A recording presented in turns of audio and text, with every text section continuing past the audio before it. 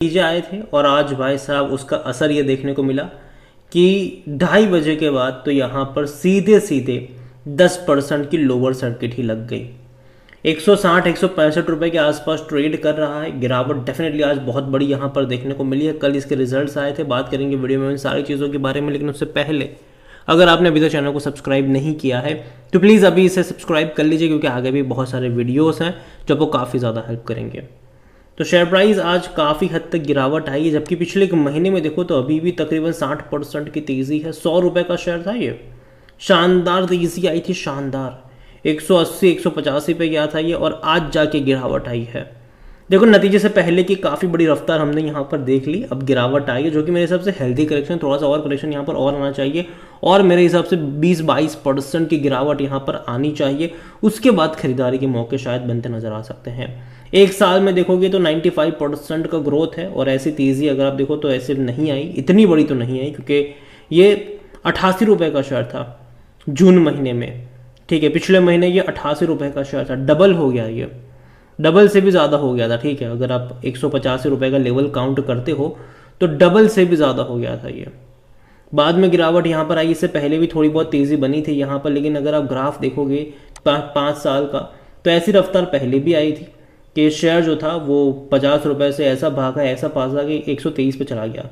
बाद में लंबे करेक्शन से गुजरा था, वापस 45 पर भी आ गया था ये, ठीक है। लेकिन बाद में दोबारा तेजी है और अब काफ़ी अच्छी रफ्तार है, 5 साल की सबसे हाईएस्ट प्राइस पर है ये। मैक्सिमम ग्राफ भी इसका देखोगे तो यहाँ पर 2016 से लेकर देखो तो लगातार गिर रहा था ये, 2020 कोविड तक गिरता रहा। 8 रुपये 7 रुपये का शेयर था, बड़ी रफ्तार देखिए, गिरावट आई, बड़ी रफ्तार यहाँ पर दोबारा से देखने को मिल रही है, लेकिन हाईली वॉलेटाइल है ये, याद रखिएगा इस चीज़ के बारे में। ऐसे ही तेज़ी पहले भी आ चुकी है, लेकिन हर बार गिरा है, इस बार भी मुझे लगता है कि करेक्शन थोड़ा बहुत पॉसिबल रहेगा आने वाले टाइम में। हालांकि बड़ी खबर निकल कर यहाँ पर यह भी आई है कि केल्ट्रॉन टेक में 11 करोड़ की कीमत के शेयर्स खरीदे गए हैं। BOFA सिक्योरिटीज़ की तरफ से 6.37 लाख शेयर खरीदे गए हैं यहाँ पर, और वो प्राइस पे, किस प्राइस पे, तो 175 रुपये की प्राइस पे ब्लॉक डील हुई है ये। 11 करोड़ रुपए का इन्वेस्टमेंट करा है, हालांकि छोटा लगेगा आपको, लेकिन क्वांटिटी तो है डेफिनेटली यहाँ पर। 6.37 लाख शेयर्स खरीदे गए हैं केल्ट्रॉन टेक में, 175-76 रुपीज़ के आसपास। और यहाँ पर केल्ट्रॉन की अगर आप बात करो तो भैया IT सोल्यूशन प्रोवाइडर है ये ग्लोबली, और it has office in US में है, यूरोप में है, एशिया में है। एंड क्लाइंट सर्विस जो रेंज है वो अलग अलग इंडस्ट्रीज़ में है, जिसमें से हेल्थ केयर भी है, फाइनेंस भी है, और रिटेल और मैन्युफैक्चर भी आपको यहाँ पर देखने को मिल जाएंगे। तो कंपनी देखा जाए तो छोटी कंपनी है, बहुत ही छोटी कंपनी है, लेकिन उम्मीद करते हैं कि बड़ी बने, क्योंकि हम ये देखते हैं कि कई बार छोटी कंपनियां काफ़ी अच्छी बनी है, मतलब काफ़ी अच्छी कंपनी बनी है लॉन्ग टर्म के लिहाज से। लेकिन अभी मुझे लगता है कि गिरावट अभी भी पॉसिबल है यहाँ पर। जहाँ तक वॉल्यूम्स देखें तो 72 लाख से भी ज़्यादा के शेयर्स आज यहाँ पर ट्रेड होते नजर आए, बड़ी क्वांटिटी में ट्रेडिंग तो चल रही है यहाँ पर। अगर बात करी जाए इस कंपनी को लेकर तो according to money control user 100% लोग कह रहे खरीदारी करो, 100% लोग। और जहाँ तक बात करें पिछले कुछ इनसाइडर्स की, तो हालांकि 2021 में ही बिकवाली ज़्यादा हुई थी, उसके बाद देखने को नहीं मिली है। और कंपनी में अगर हम डिविडेंड की बात करें तो 2021 में पे करा था, उसके बाद कोई डिविडेंड पे नहीं करा है इन्होंने। और हालांकि कंपनी का जो प्रॉफिट है वो बहुत कम है, छोटी कंपनी है, बहुत कम प्रॉफिट कर रही है, तो मैं ज़्यादा डिविडेंड इनसे एक्सपेक्ट भी नहीं कर रहा हूँ। और जहाँ तक इनके बोनस वगैरह की बात करें तो 2018 में इसने बोनस भी पे करा था, 1 का डबल बना दिया था शेयर यहाँ पर, ठीक है। और स्प्लिट की बात करें तो यहाँ पर स्प्लिट का डेटा कोई नहीं है। हालांकि रेवेन्यू देखें तो ग्रोथ है, लेकिन उस तरीके से नहीं है जिस तरीके से होना चाहिए। अगर आप एनुअल ग्रोथ देखोगे तो सेम चीज़ प्रॉफिट को लेकर कहें तो हालांकि बीच में एक साल बहुत बड़ा लॉस भी करा था इन्होंने, और 5 साल में कोई उतना बड़ा ग्रोथ नहीं है। 2020 में जितना प्रॉफिट था आज भी उतना ही है। लेकिन अगर हम बात करें वैल्यूएशन की तो देखिए 25 का पी है इसका, सेक्टर पी 33 का है, देखा जाए तो सस्ता है ये, महंगा नहीं है, सस्ता कह सकते हो आप इसको। लेकिन कोई भी एनालिस्ट खरीदारी की बात नहीं कर रहा। फिनेंशियल्स अगर आप देखोगे इस कंपनी के तो अभी नंबर्स आए हैं लास्ट क्वार्टर के, उसमें तकरीबन 260 करोड़ के आसपास का इनका रेवेन्यू रहा है, जो इससे पहले के क्वार्टर में 250 करोड़ के आसपास का था, इवन पिछले साल भी 250 करोड़ के आसपास का ही था। तो हल्का सा जंप ज़रूर है, हल्का सा, नाम मात्र का, लेकिन प्रॉफिट 20 करोड़ से भी कम का है, जबकि इससे पहले के क्वार्टर में 24 करोड़ के आसपास का था। तो रेवेन्यू यहाँ पर भले बढ़ गए, लेकिन पिछले क्वार्टर के मुकाबले प्रॉफिट नहीं बढ़े बल्कि घट गए।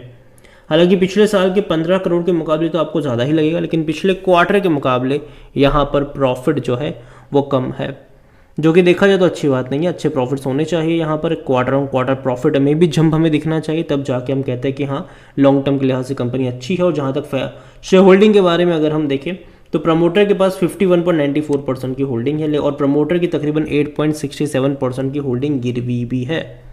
इंस्टीट्यूशन उतने ही ज़्यादा एक्साइटेड नहीं है। म्यूचुअल फंड के पास पहले भी कुछ नहीं था, आज भी कुछ नहीं है। यहाँ पर अगर आप देखोगे तो यहाँ पर डोमेस्टिक वाले के पास पहले भी कुछ भी नहीं था, आज भी कुछ भी नहीं है, लेकिन एफआईएल्स ने खरीदारी करी हुई है। 0.07% की जो होल्डिंग थी वो 0.79 पर आ गई। तो बहुत बड़ी मात्रा में कह सकते हैं कि एफआईएल्स ने खरीदारी यहाँ पर ज़रूर करी है, लेकिन उतनी भी ज़्यादा नहीं मैं कहूँगा। ये सबसे ज़्यादा किसी के पास है तो वो रिटेल इन्वेस्टर्स है यहाँ पर 38.53%। तो ये सबसे बड़ा नेगेटिव चीज़ है कि इंस्टीट्यूशनल्स यहाँ पर मिसिंग है, रिटेल इन्वेस्टर कुछ हद से ज़्यादा ही है यहाँ पर। और नेगेटिव असर को, खबरों का असर एक्चुअली रिटेल इन्वेस्टर पे ज़्यादा पड़ता है।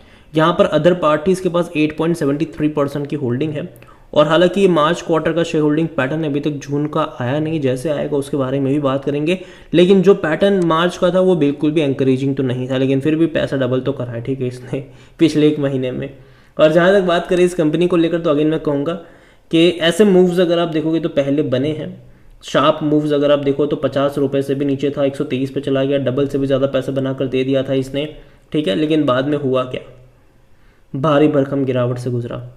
इस बार एक काफ़ी अच्छी रफ्तार आई है, मुझे लगता है कि वापस ये गिरावट की तरफ जाने की कोशिश करेगा। 10% की गिरावट ऑलरेडी इसने आज दिखाई है। ऑलरेडी ये बहुत ज़्यादा दौड़ चुका था पिछले 15 दिनों में, तो गिरावट एक्सपेक्टेड था और मेरे हिसाब से एक हेल्दी करेक्शन है, कोई बुरा करेक्शन नहीं है।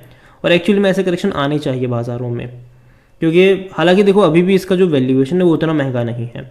इसका पी अभी भी 25 का, जो कि सेक्टर पी से कम ही है, लेकिन फिर भी जहाँ से रिस्क रिवॉर्ड की अगर मैं बात करने जाऊँ तो कहीं ना कहीं यहाँ से रिस्क ज़्यादा लगता है, रिवॉर्ड कम लगता है। तो यहाँ पर थोड़े बहुत करेक्शन एक्सपेक्टेड रहेंगे और जब करेक्शन आएंगे तब जाकर यहाँ पर ख़रीदारी के जो मौके हैं वो आपको ढूंढने चाहिए। मेरे हिसाब से अगर ये 140-130 की रेंज में जाता है तब जाकर इसका जो वैल्यूएशन होगा वो अट्रैक्टिव होगा, तब जाकर जो बाइंग इंटरेस्ट है वो शायद आपको जनरेट होता हुआ नज़र आ सकता है। तो मेरे हिसाब से 130-140 रुपये के लेवल पर आपकी नज़र होनी चाहिए। और अगेन ये मेरा पर्सनल ओपिनियन है, कोई भी इन्वेस्टमेंट एडवाइस नहीं है। ये वीडियो को यहीं पे एंड करता हूँ। पसंद आया हो तो लाइक करें, शेयर करें, चैनल पर अगर पहली बार आए तो प्लीज़ सब्सक्राइब करें। और केल्ट्रॉन टेक सोल्यूशन लिमिटेड के बारे में आप क्या सोचते हैं वो भी आप मुझे कमेंट में लिखकर बता सकते हैं। इसके अलावा अगर आप देखो तो पिछले कुछ टाइम में आईटी सेक्टर ने थोड़ा बहुत बाउंस बैक ज़रूर करा है। और अगर आप चाहते हैं कि मैं किसी भी आईटी कंपनी के ऊपर एक डिटेल वीडियो बनाऊँ जिसे आप ट्रैक करते हो या फिर अपने खरीदारी करके हुई रखी हुई